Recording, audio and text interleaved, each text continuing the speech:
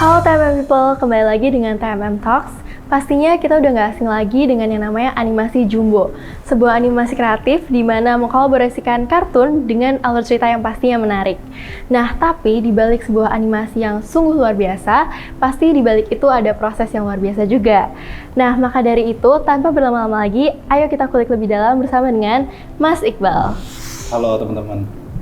Nah, jadi Mas Iqbal ini sendiri kan merupakan seorang dosen ya, Mas? Iya, gitu. Nah, selain dari itu juga Mas Iqbal punya kontribusi yang cukup besar dalam pembuatan animasi Jumbo. Boleh dong diceritain prosesnya gimana nih dari hulu sampai ke hilir jadi animasi yang bisa dipertontonkan? Jadi kebetulan Jumbo kan prosesnya panjang ya, Mbak. Jadi ada praproduksi, ada produksi, sampai pasca produksi. Kebetulan saya di bagian produksinya, yaitu animator ya, kayak gitu. Itu mulai ngerjain Jumbo tuh sekitar tahun 2024 kalau nggak salah ya, awal gitu. Jadi itu untuk profesi saya sebagai animator gitu. Kayak gitu. Nah, untuk animator sendiri itu kurang lebih apa sih yang dikerjakan? Apakah sekedar menggambar atau juga menyusun mungkin layoutnya atau bagaimana?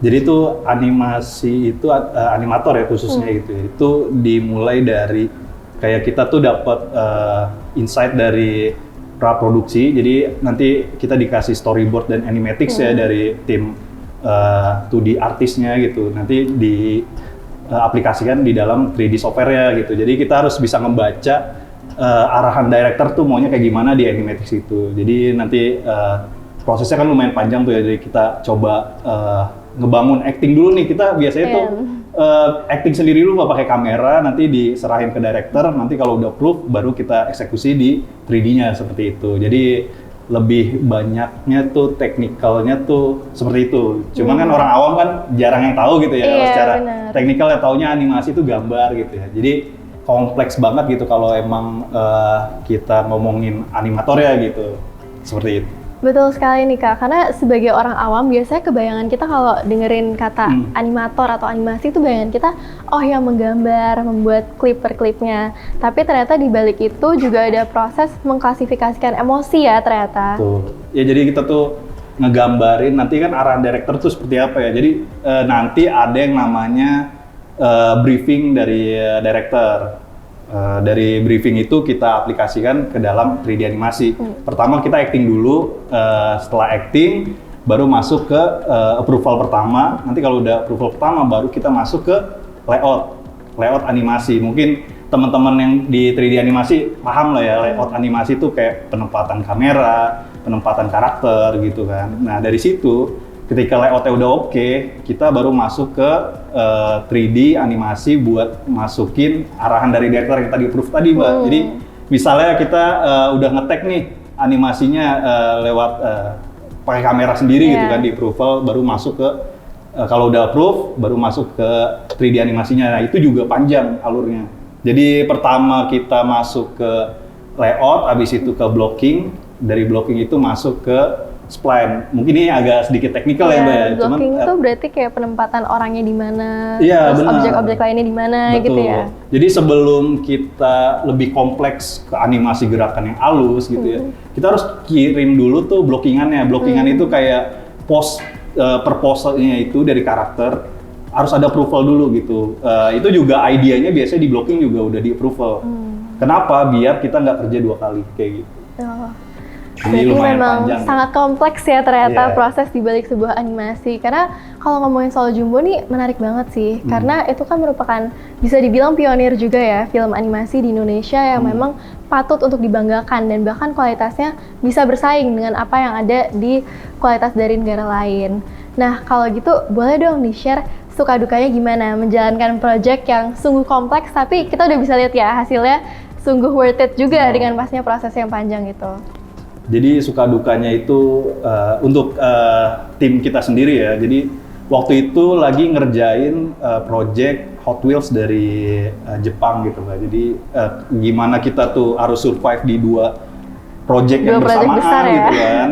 Kita juga harus ngerjain project Hot Wheels di pagi sampai sore di kantor. Terus sorenya juga kita harus ngejar project Jumbo. Itu tantangan buat kita juga, dan juga untuk saya sendiri gitu ya. Software kan Jumbo itu pakai Blender ya Mbak. Jadi kita kalau di kantor itu pakainya Autodesk Maya.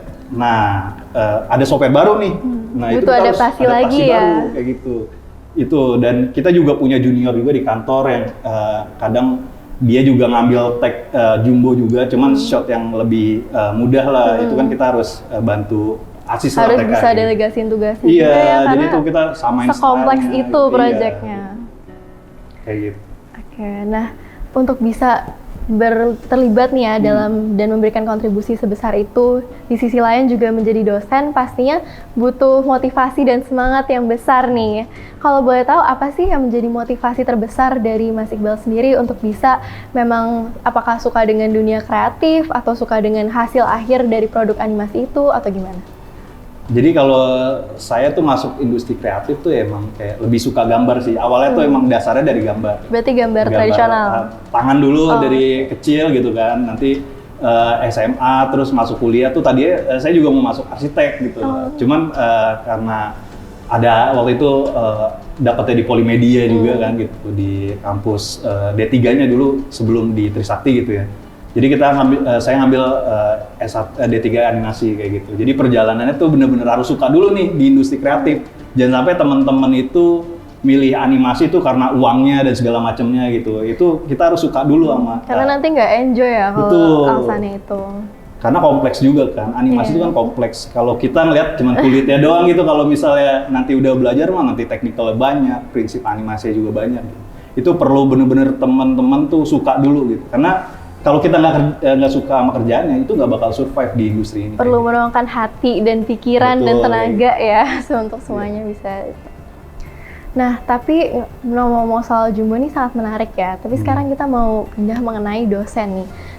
Mas Iqbal sendiri sebagai dosen, gimana sih yang membuat kayak pandangan Mas Iqbal terhadap profesi dosen itu sendiri di dunia digitalisasi, di mana yang namanya pendidikan itu nggak hanya bisa didapatkan lewat institusi seperti universitas atau dari dosen, dari guru.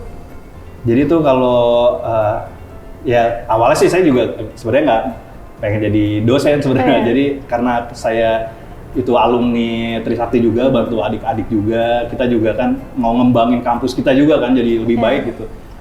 Sedangkan saya juga udah tahu nih industri, kebetulan saya di industri itu udah 9 tahun gitu ya. Jadi lebih lama ya? Lama tuh, jadi kita ngasih nih ke teman-teman insight apa yang udah kita dapat gitu, sharing bareng-bareng gitu. Makanya kalau di kampus pun kayak ya udah kayak abang adik kelas aja gitu. Ya udah sama teman, kolaborasi ya jatuhnya. Jadi mereka lebih enjoy lah gitu untuk kesananya gitu, untuk belajarnya gitu. Nah, ngomong-ngomongin soal pembelajaran yang kreatif dan juga menarik nih ya, kalau dari Mas Iqbal sendiri ada nggak sih metode pembelajaran yang memang itu menunjukkan kayak, kita nih sama siswa tetap kayak bisa jadi teman ngobrol nih, bisa jadi teman kolaborasi, yang memang kalau mereka ada project apa bisa saling sharing, gimana tuh? Jadi itu saya lebih banyak itu ngikutin pipeline industri. Emang dari kampus sudah ada kurikulumnya, tapi saya juga coba ngembangin apa yang dari industri dikolaborasiin sama kurikulum yang ada di kampus. Jadi teman-teman di kampus nanti itu jauh lebih enjoy dan terarah ke depannya tuh mau kayak gimana. Misalnya dia mau jadi animator, itu tuh arahnya mau kemana nanti dikasih tahu. Atau mau jadi konsep art, arahnya mau kemana kita kasih tahu. Jadi semuanya itu kita kasih tahu dulu dari praproduksi, produksi sampai pasca produksi gitu. Mereka harus tahu semuanya dulu, baru mereka milih. Kayak gitu. Jadi mereka nggak asal-asalan, suka gambar, ya udah tuh di artis aja atau konsep art, enggak. Soalnya kalau gitu. spesifik selling points-nya juga lebih tinggi ya pastinya. Iya, jadi kan mereka kan tahu dulu semuanya, enjoy-nya di mana kayak gitu. Iya. Nah, menarik sekali ya Kak. Tapi selain dari hal-hal yang memang menyenangkan dan juga bagus nih dari industri animator ini, ada nggak tantangan tersendiri yang Kakak rasakan atau mungkin melihat dari murid-murid tuh tantangan khusus dalam menjalankan industri ini? Jadi tantangannya tuh biasanya karena kan mereka masih baru ya dari SMA, dari SMK gitu kan. Jadi mereka nggak tahu nih harus ngapain dan harus apa gitu. Kalau kita ilustrasiin misalnya di ranah profesional lah gitu ya, itu ada junior animator, itu lebih gampang ngarahinnya kenapa? Karena udah ranah profesional. Nah kalau mereka itu kan kayak bener-bener masih baru banget gitu ya, iya masih.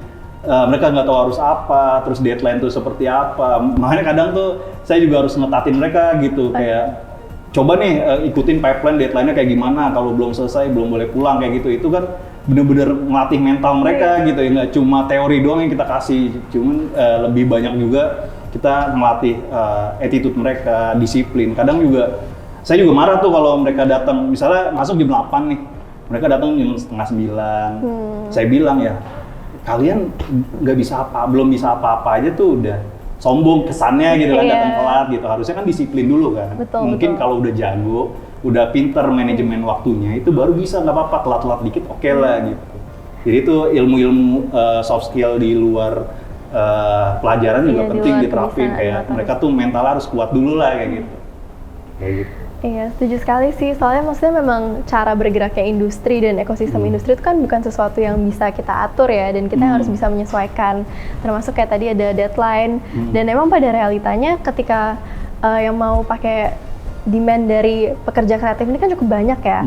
Tapi faktanya juga pekerja kreatifnya juga banyak. Jadi ya pastinya bersaing lah ya. Nah, kalau untuk cara menghadapi tantangannya itu sendiri gimana? Biasanya tuh kita jelasin dulu apa tantangannya yang ada di industri. Jadi jangan terpaku sama technical terus. Mereka tuh terpaku harus bikin bagus terus. Cuman kalau attitude-nya nggak ada kan percuma gitu. Betul. Karena beberapa kasus juga di industri kita tuh banyak yang dicap jelek karena lebih ke attitude-nya. Animasinya tuh mungkin bagus gitu ya. Cuman attitude-nya tuh kurang gitu. Ini yang kita perlu penting ajarkan ke mereka gitu. Mahasiswa itu harus ngerti soal attitude, gimana cara sopan ke orang, stay humble, sejago-jagonya nanti mereka, jadi mereka tuh tetap merendah gitu ya, udah nih, jadi nggak sombong ke orang, karena kan kita kerja tim ya, tim itu kan banyak orang gitu, kita ketemu watak orang yang berbeda-beda, kalau kita nanti attitude-nya jelek, nanti kita dimusuhinnya sama banyak orang juga, betul. Kayak gitu, jadi kita harus terapin lah yang stay humble dan segala macamnya gitu. Jadi kalau kita humble ke orang, nanti orang juga baik ke kita gitu. Betul. Di luar skill animasi ya kayak gitu. Jadi sebagai mahasiswa tuh kita nggak hanya bisa belajar animasinya, tapi juga kita belajar untuk bisa profesional ya dalam industri, dan termasuk mungkin etos kerja, apalagi dengan sikap-sikap kita dengan orang-orang yang memang ada di industri yang sama. Apalagi ternyata industri seperti animasi dan lainnya tuh butuh kerja kolaborasi yang cukup banyak ya, antara per bidang-bidang. Kayak tadi kan produksi aja ternyata ada 3 bidang, itu insightful banget sih. Nah, selanjutnya nih terkait dari tantangan itu sendiri, skill apa sih satu yang utama banget nih butuh untuk dimiliki oleh para pekerja kreatif saat ini? Kalau skill kan ini banyak ya, jadi divisinya itu ada banyak banget di dalam satu produksi animasi, dari praproduksi, produksi, sampai pasca produksi. Kalau ngomongin skill semua bisa dipelajarin. Itu harus poin pentingnya ya, jadi orang tuh gambar yang darinya jelek bisa bagus, animasi tadi ya jelek bisa bagus, cuman nggak banyak nih yang ngerti kayak skill di luar animasi, kayak ngatur manajemen waktunya gimana gitu. Ada yang jago banget, tapi kerjanya lama gitu kan, nggak menghargai waktu dan segala. Iya, jadi kalau untuk skill kita tuh bisa belajar sebenarnya gitu. Cuman balik lagi, kita harus ngerti juga di balik skill itu juga ada tata krama, manajemen waktu dan segala macam. Itu sih yang penting sih di luar animasi ya, karena jarang banget ada orang misalnya animasinya jelek gitu ya di kantor gitu ya. Itu gampang, kita tinggal ngajarin aja, oh ini salah nih caranya kayak gini. Cuman kalau attitude-nya jelek, orang udah males. Misalnya, oh ini orang ngeselin ya udah gue nggak mau ngajarin, kayak gitu loh. Jadi yang banyak orang kurang paham gitu ya, selain memperhatikan selain skill, merasa jago, ternyata lupa etika gitu. Iya, juga nggak kalah penting. Dan skill itu kan sebenarnya juga kalau ngomongin soal pekerja kreatif nih, ada juga orang-orang yang memang memiliki selera tertentu terkait produk hasil jadinya kan. Jadi pastinya skill memang akan terus berevolusi, tapi kalau etika dan tata krama itu adalah hal yang mutlak harus dimiliki. Nah, terakhir nih Mas Iqbal, ada nggak harapan yang itu untuk baik pekerja kreatif ataupun industri kreatif saat ini, terutama di era digitalisasi ya saat ini? Kalau saya sih berharapnya ya ini makin berkembang, banyak investor juga yang masuk. Makin berkelanjutan. Iya, berkelanjutan, apalagi juga kemarin Jumbo juga lumayan tinggi kan. Itu top, mantap banget. Iya, jadi pacuan untuk kreator muda kalau mau ngerjain IP jadi lebih semangat lagi gitu kan. Investor dari luar juga banyak yang masuk kayak gitu. Terus mahasiswa-mahasiswa yang baru mau terjun ke industri itu juga bisa survive. Itu harapannya sih, karena banyak juga waktu itu ada yang magang. Itu magang aja banyak yang ditolak karena mereka tuh prepare kurang. Kayak gitu. Berharap sih ke depannya tuh kita bisa perbaiki lagi ya buat skillfulnya, karena banyak banget di industri tuh laporan kayak ini anak magangnya kurang nih kayak gini-gini ya, berarti kan kitanya dong yang harus ngembangin diri dan segala macam, dan kita juga harus ngerti bahwa kampus di luar kan banyak gitu ya, kita tuh harus bersaing sama banyak kampus. Saingannya sangat luar biasa dan banyak juga ya. Gitu. Dan banyak orang jago di luar gitu. Saya selalu bilang ya, kalau kalian merasa tugas kuliah kalian bagus, jangan puas dulu, coba compare sama lihat keluar kampus lain gitu. Kalau cuman main di dalam rumah dong mah gampang gitu, cuman ketemu adik, kakak kayak gitu kan, belum ketemu orang lain kayak gitu. Jadi harapannya itu sih, semoga lebih berkembang lah industri kreatif kayak gini. Luar biasa sekali, karena memang Jumbo itu juga merupakan salah satu pionir ya untuk animasi di Indonesia. Semoga kiranya memang baik itu industri animasi ataupun industri kreatif di Indonesia bisa semakin berkembang dan berkelanjutan ya ke depannya.